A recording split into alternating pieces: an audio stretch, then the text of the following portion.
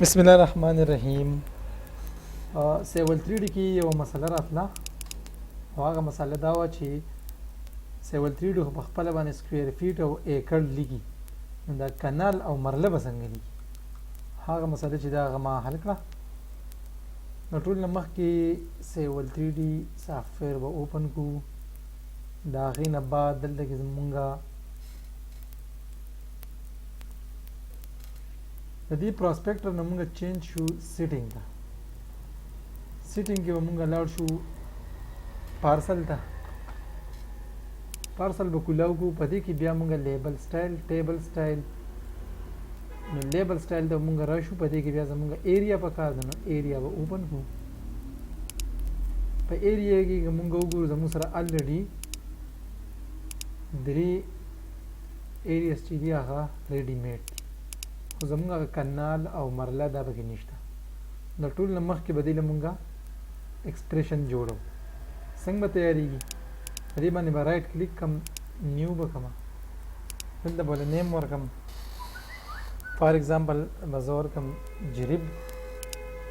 ډسکرپشن کې به دا وي چې ایریا ان جریب. ایکسپریشن به یې صحیح دا کنال او مرله پکې ما جوړ کړی دی، نو جریب به پکې جوړو. نو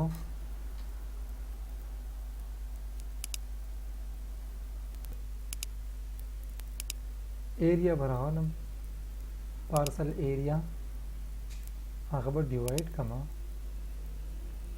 په 21780 باندې.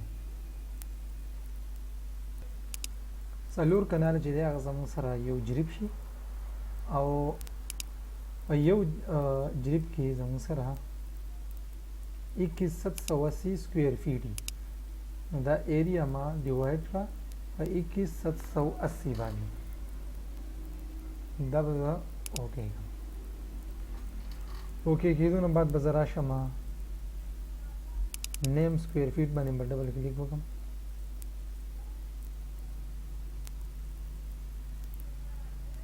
په لیاوټ کې کانټینټس باندې دلته به ډبل کلیک وکړم، دا به اوپن شي.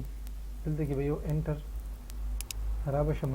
جریب پکې راغلی دی، جریب مې ورکړو، دا به دلته کې امپورټ کړم او په اخر کې به ورته جریب ولیکم.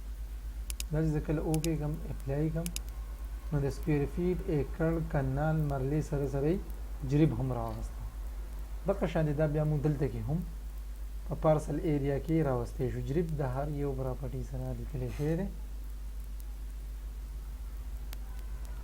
دا په ټیبل کې څنګه راولو؟ په ټیبل باندې به کلیک وکړو او ټیبل پراپرټي ته به راشو.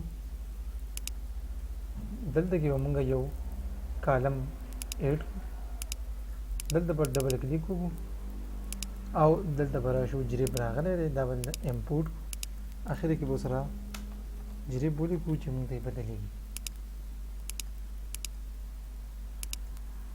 که موږ دلته وګورو دلته کې جریب چې دی هغه راغلی زموږ سره ټوله ځمکه چې ده هغه څلور جریبه ده. دغه شان موږ کنال مرله په دې طریقه باندې راوستی شو. شکریه.